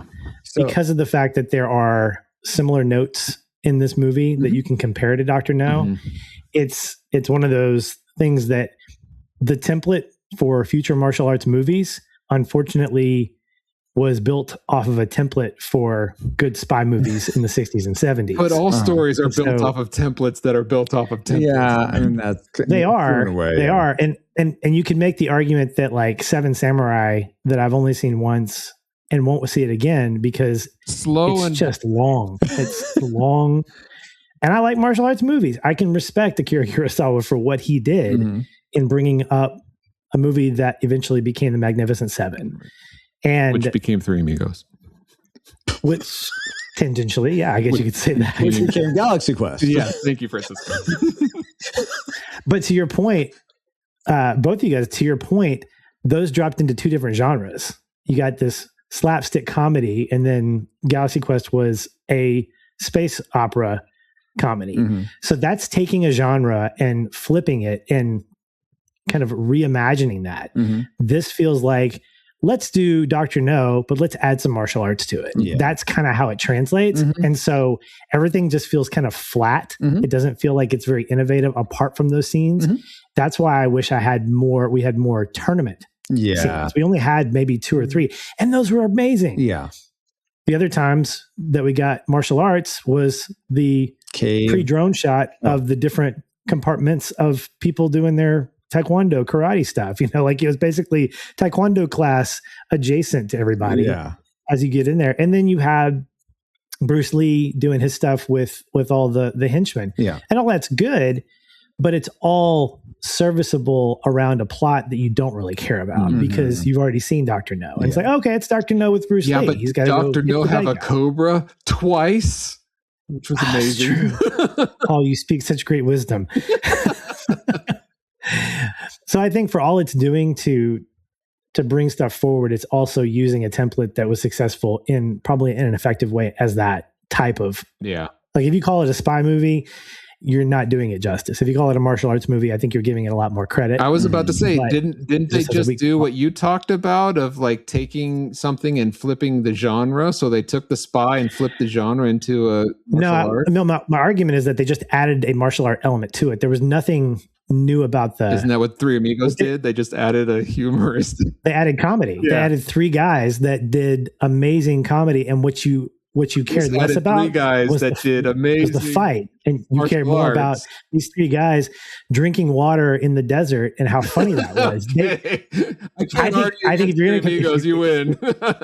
if you're gonna make that argument, you would say what Enter the Dragon's doing is it's tapping into Bruce Lee's talent as a martial artist, and that's what it does successfully. But it does it on the back of a weak plot that has been recycled. There's nothing new about that plot. Dang, you hear that? He just took my classic maker and turned it into a dislike. But that's fine. I do that often. He just ninja kicked your classic maker, I think is what you're going for with that. Exactly. Here for you guys. Here for you. Wow. I think, I will one comment on yours, Patch, before I can go into my tragic maker, because you just touched on it. No. It's just, I have never seen Dr. No. I haven't seen any James Bond movies up until Pierce Brosnan and then some Daniel Craig. So I actually don't have that sort of that experience going into this. So it just felt fresh to me. So I think there's an element of that too. Like when you see certain movies, some things will feel like, oh, I could see that bothering me if I had seen Dr. No before, though. So I totally think that's a valid critique. It's just not one I share because I don't have the exposure to it. But that's fair. Ignorance is bliss. Wrong, but fair. Oh my gosh. My tragic maker, though, guys, is some of the elements that were just too unbelievable. There were unbelievable elements in this, but some of them were beyond the pale. So one of them was one you just brought up, was the Cobra that he just, what are you talking about? That was real. Okay, that's amazing, but give me something that sees that he does something with cobras at the beginning in like the Shaolin Temple. Because like, how is all of a sudden he's a snake handler? How can he just do that? Because he's that quick. He's Bruce Lee. But you just want to see the snake bleed. That's what you want. I mean, that'd be good, yes. If he has slashes across his chest, let's see that snake bleed. No, but it's just like, it seemed like all of a sudden can he just do anything? Can he fly now? There was nothing to establish. Physically possible. That was him actually grabbing the snake and putting it in the bag. Okay, fine. That's great. Just establish that he's able to do stuff like that. Like he's. Oh my gosh, they can't establish everything. Might as well establish the 1-inch punch. Like what are you going to do? You don't have. This isn't. You want to establish he's a human being? Wow. I'm just saying, it seemed unbelievable to me, okay? It just seemed unbelievable. It was right there on film. What do you mean it's unbelievable? So that was a real snake that he was an actual cobra that he like died with? Yes. Well, they did something with the fangs, so it wouldn't be as poisonous if someone got bitten. But like, that's him really stepping on the snake in the control room to make sure it doesn't go anywhere and things. And that was Bruce's idea. Oh my gosh. Okay, that's nuts. But still, I want something that shows that he can do these things. What the heck? That's them showing it. What do you say you want? Hey, show me. And they show me. And like Francisco's like, you boom, tragic maker. Look, would it have made sense if we didn't see Bruce Lee doing any, let's say this, we didn't know who Bruce Lee was. We didn't see him do any martial arts. And then all of a sudden he gets to this tournament and he's just kicking it butt everywhere. Yes, because they established like he was well revered. Oh, they established.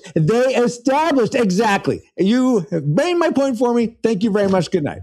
All right. I'm glad you see that you're wrong. Oh my gosh, I am not wrong. I am dead right.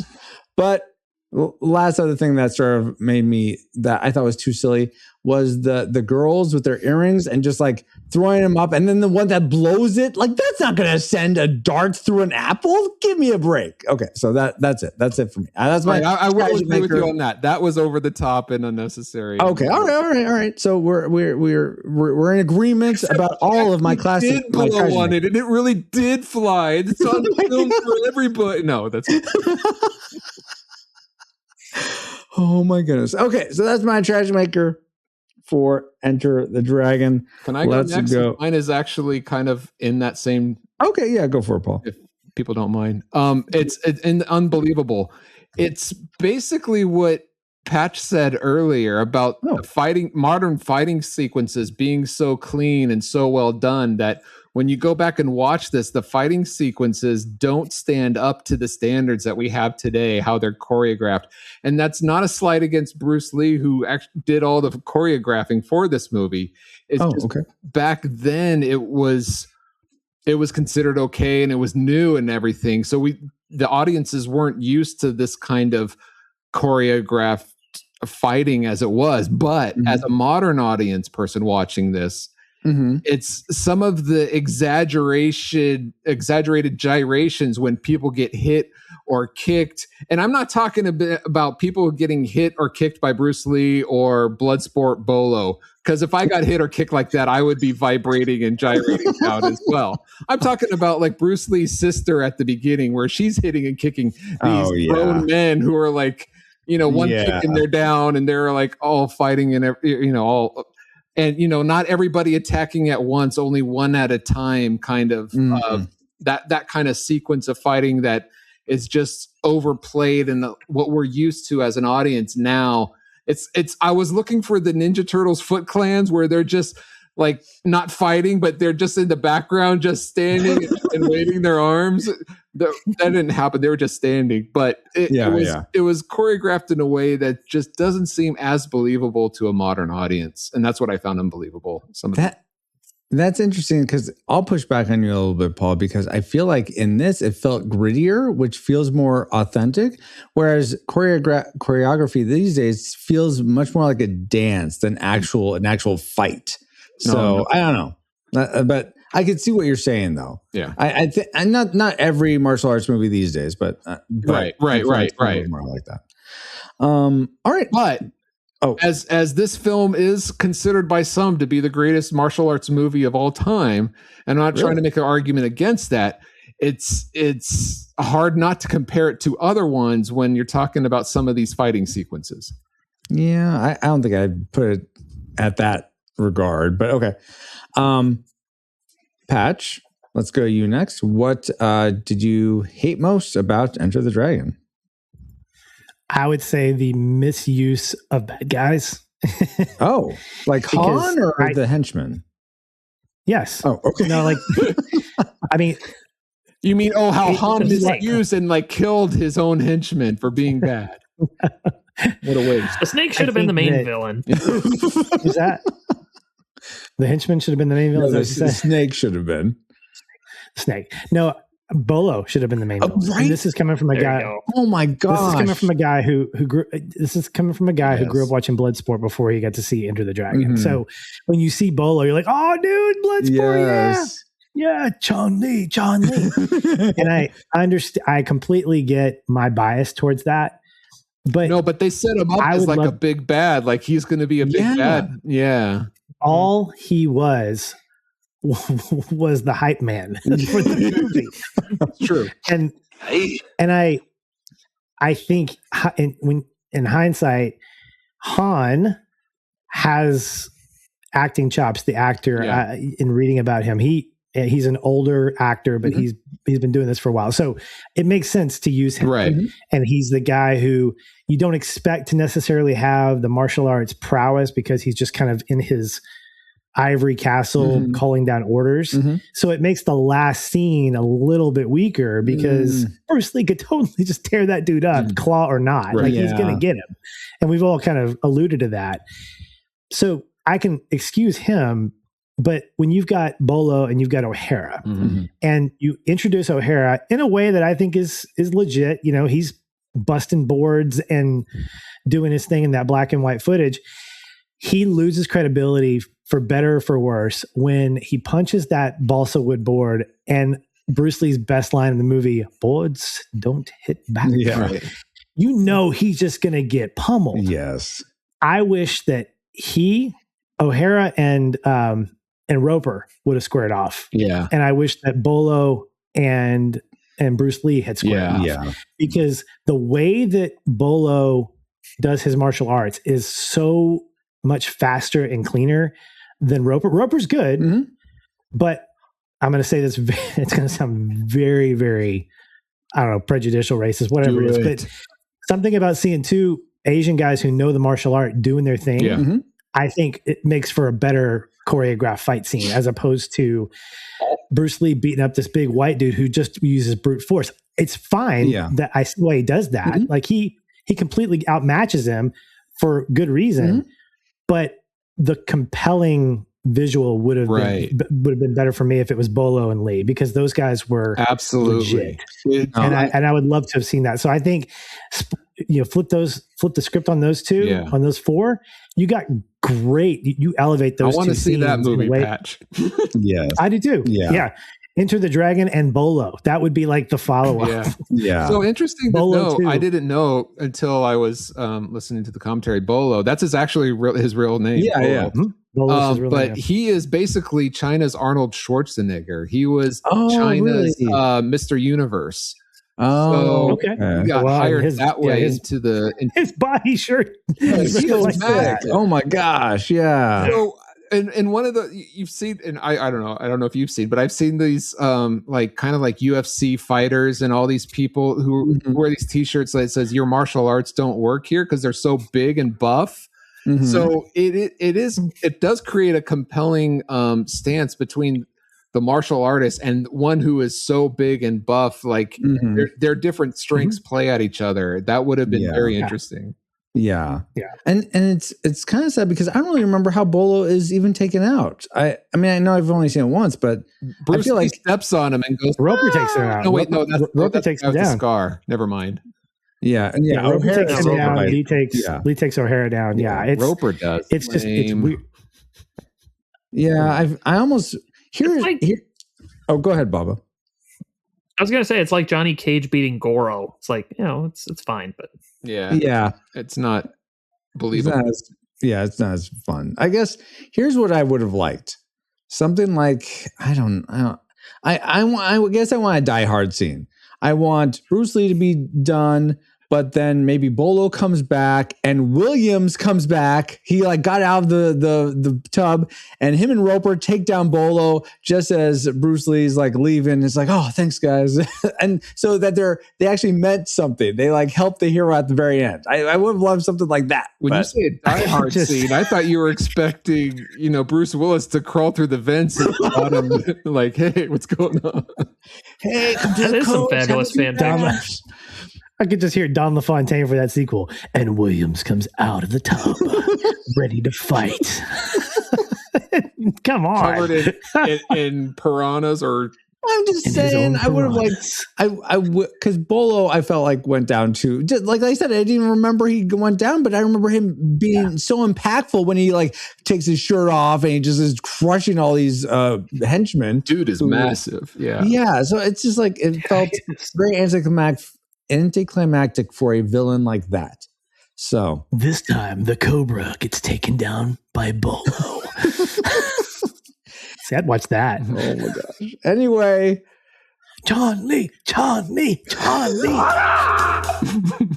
Bobo, that leaves you. What is your tragic maker for Enter the Dragon? My tragic maker is something that I learned after I watched this film several times. And interesting. It's that the original script for the movie actually had Roper dying and Williams living to the end. I would have liked to see that. I thought Williams was a better fighter. Yeah. And apparently what happened was John Saxon's agent said he's not going to do the film unless his character lives to the end. Oh my gosh. So they had to make that switch, and because they wanted John Saxon enough, I guess they decided to make that move. But see, I would if it was me. I was just gonna say, if it was me, I'd be like, I'll die, but I want the main bad guy to be the one that kills me, or Bolo to kill me, or something like that. I wouldn't want to just be like, I drown. No, the bad guy does kill him. But no, like in a fight, like I'm fighting and I lose to the bad guy. Or his metal hand. Remember? Yes, that's not. I mean, yes, you see that fight, but I want him to finish him off there, not have him be like just dropped in a. So I thought because he was like all bloody and chained, I thought he was dead, and it was dropping into like putting him in a pool. I thought it was like a vat of acid that eats away the bones and any. I thought it was going to be that, but there was no bubbling or anything. I know it was poor production. There were piranhas. Maybe it was piranhas. Okay. Yeah, something to get rid of the evidence. I interrupted you, Bobo. Please continue. I'm sorry. Yes, emotional content, not anger, Francis. Yes. But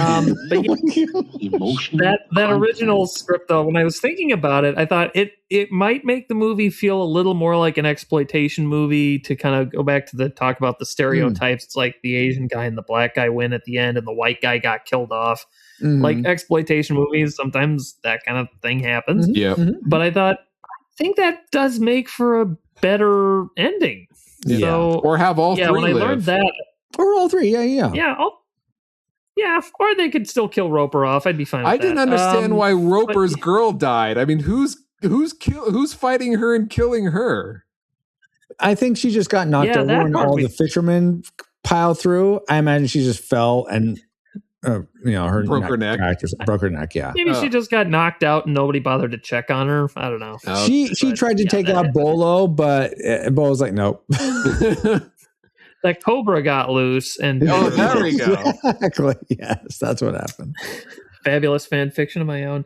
But anyway, like I was saying, ever since I learned that's kind of stuck in my craw. That'll taint the water. For you. Yeah. I think that would have been a better ending. Yeah. I could see that. All right. Well, guys, ending or not, time to get toward ours. So now that we've all entered our target information into the firing computer, Alice, do you have a firing solution for us? Firing solution complete. Rating salvo armed and ready to fire on your mark. Do we rate Enter the Dragon a classic? If you've never seen it before, then definitely seek it out. Not to mention a rewatch is totally worth your time. A nostalgic, if you've enjoyed it before, then you'll enjoy it again if you're in the mood for a martial arts thriller.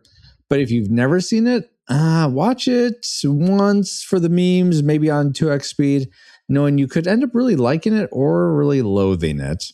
Or do we rate it a tragic? If you've never seen it before, keep it that way. And if you have seen it before, don't sully any good memories you have of it with a rewatch. So let's begin with our guests as we like to. Bobo, you had predicted classic. What is your final rating? My final rating for Enter the Dragon is still classic. Is a movie I'm pretty sure I watched with my dad at some point, and we both thoroughly enjoyed. And it is still regarded by some as the best martial arts movie of all time, and whether that's held. I haven't watched a lot of martial arts movies, so I'm not really kind of comment on that, but certainly a very influential martial arts film, and still an enjoyable watch for being an hour 39 minutes. I think the time really still clips right by. I feel like it went by pretty quickly. I was surprised at the time that wasn't. It was as long as it was. Continue. Yeah, and it's not a perfect film, but it's certainly entertaining enough. The action's great. Bruce Lee's awesome. Bolo's awesome, and so yeah, it's up there as one of my favorites. So definitely still a classic for me. Very awesome. All right, Patch, you had predicted classic as well. What is your final rating? Well, I'm the same way. I'm going to stick with classic, and I think it has to do with all the reasons Bobo mentioned, that you have this sense of not only connection when you watch it, but also the way that it influenced everything after it. And I think there's value in looking at the fact that cultural impact. Yeah, that it's something. While again, I've said this before, while Seven Samurai is not one I'm just going to go rewatch, this had enough entertainment value that I'm gonna go back and I'm gonna enjoy the parts I'm gonna enjoy. I'm not gonna like the parts I'm gonna like. And if I need a fix on things that do it better, I'm gonna watch the Mortal Kombats and the Blood Sports and the Kickboxers and the things that take what it built or take what it foundationalized and build off of it to say, yep, we learned from the mistakes here. Now we're gonna move it here. And I love the fact that a movie doesn't have to be perfect for you to love it. Yeah, and that's what Enter the Dragon is for me. This is why on Feelin' Film, when you listen to some of our reviews, we call them 5-star movies. They are not perfect, but they were great for us. And they're ones that we would watch all the time because of reason X or reason Y. So for those reasons, classic for me. Very, very good. Now, before we get to me and Paul's reign, we like to go up to our fire guard. You guys get to vote as well. And with 2-1, 2-1, you guys voted this a class,ic. Wow. So you guys, there's nothing we can do now. You guys did it. Yeah, pretty much. You Bruce Lee'd us out of a tragic, unfortunately. Hit the music. No, we still get to vote. I am curious if me and Paul changed our ratings, though, because we had both predicted nostalgic. Yeah. Paul, where did it end up for you? It stayed on nostalgic. If you don't like kung fu movies, this is not for you. If you do like kung fu movies and you haven't seen this, I would definitely recommend checking this out because of what's been said before, the cultural impact. But it's not a one. But like Patch said, it's not like the best one out there. There's some other ones. Like I would recommend the Ninja Turtle movie or the Karate Kid movie more than this. Not Ninja Turtles 3 though. But Turtles in the Crystal Skull or whatever. But for what it is, if you're looking for a Bruce Lee movie, this is definitely one to catch. But it is nostalgic because not everybody likes these kind of movies. Fair. For me, I'll say this. It's a classic for me, but only just barely. Wow, it beats Empire Strikes Back. That's good job, Bruce Lee. All right. Oh my gosh, why are you doing that to me, Paul? You did it to yourself. So, only barely, because I think here's what I'll say. If I had grown up not in the like James Bond era or watched a bunch of James Bond or watched some other movies of this era and really liked them, I may have felt like this was just a bit redundant, not redundant, but what's the word? Just a rehash with martial arts flavoring, I think you had mentioned, Patch. But I don't have that baggage. And so for me, I was like, and I imagine a lot of people, especially younger people growing up, wouldn't have necessarily seen this. And so I feel like it's definitely worth seeing, especially just seeing to sort of see where most people say martial arts really was founded. I think just from that point alone, it's worth seeing. So I think it's worth seeing for everyone. I think it's a good movie. It's fun, it's simple. It doesn't try to be something crazy. I feel like some of the philosophies of Bruce Lee is a little like, okay, I guess, but classic for me, but just barely. So according to the Retro Rewind podcast, we rate Enter the Dragon a slightly disputed classic film. We recommend anyone go see it, whether or not you've seen it before. What did you say, Paul? I said sorry for all ever. I was the only. It's fine. No, that's totally fine. I've been there as well, Paul. I know what it's talking like. about. Fire. But now it's time to get back to our own time. That was good old 20XX. 20XX. Calm sat on line, awaiting incoming transmissions.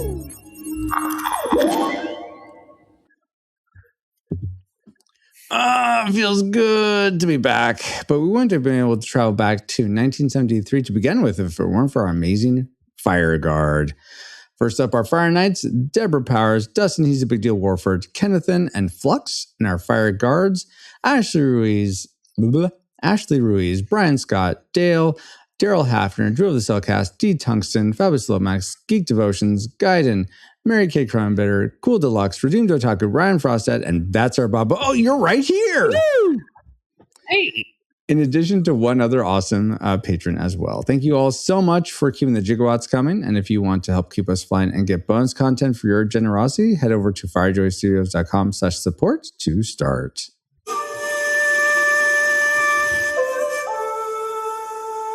Ah, yes.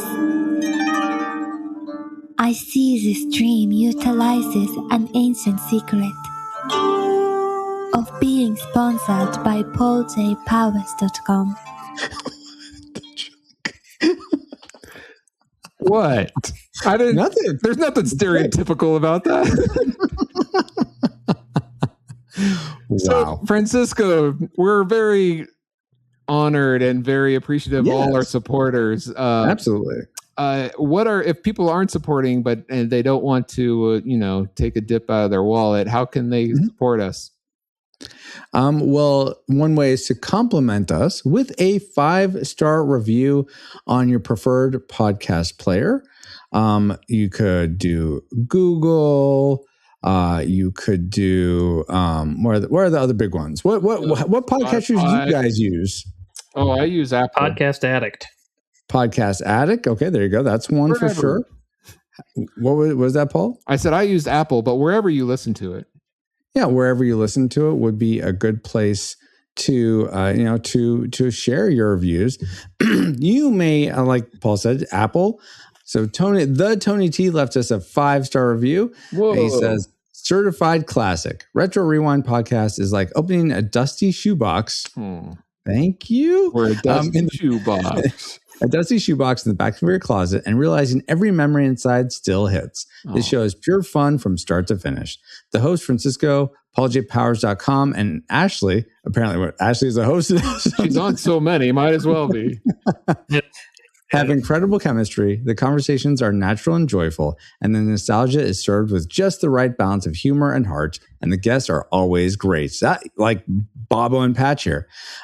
Every episode sparks oh man, I remember that moment, followed by laughter and a flood of great memories you didn't even realize you missed. Retro Rewind is an absolute must listen. So send us a review like that. That would be fantastimo. Or if you aren't driving, I should say you probably enjoyed this episode if you've listened this far. So if you aren't driving, tap the share icon on your podcast player and send it to a friend saying, I know you like Bruce Lee or Enter the Dragon, so I thought you'd like this podcast about it. Cool. And I'll bet they'll thank you for it. Well, yeah, of course. And speaking of thanking people, we want to give a big bolo hug.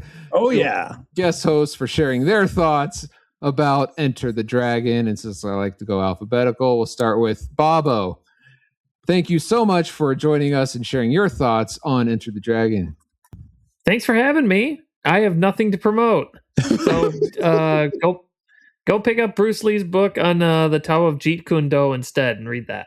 Okay. All right. Thank you. Thank you, I have a copy somewhere. Thank you, I don't know Bobo. where I put it, though. And Patch, thank you so much for joining us with your thoughts. Mm-hmm.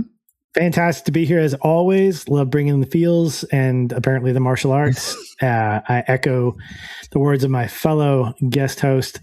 Anything you can read by Bruce Lee will make you feel like a better and worse person both at the same time, because you'll always be striving for better because he's just awesome. So pick up anything you can, find out more about him. He's awesome. And watch more of his movies. Very, very good. Awesome. Well, thank you so much, Bobo, Patch, my butt-kicking friend Paul, the artist Ayushik for enhancing our music, yes, and all you rewinders, new or old, for another fun voyage. This podcast is a proud member of Culture Box. Whether you enjoy geeky reviews, comedy, or original fiction, you can open up the Culture Box and find something excellent for your soul. Point your web browser to culturebox.media.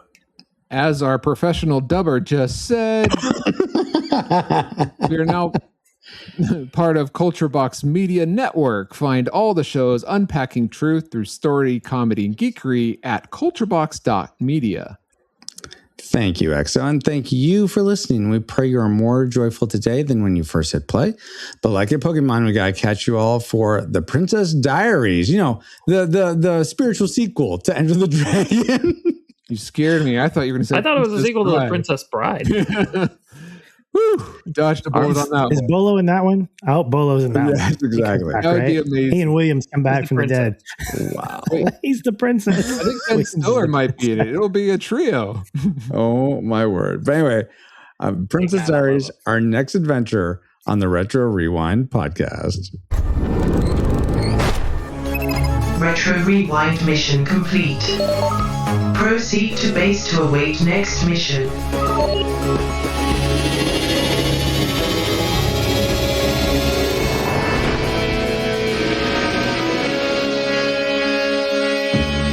Mr. Han, suddenly I like to leave your island. It is not possible. Bull, Mr. Handman. That's one way to go. Hi, guys. Welcome to the Wheel of Morality. Wheel of Morality. Turn, turn, turn. Tell us the lesson that we should learn. Moral number 25.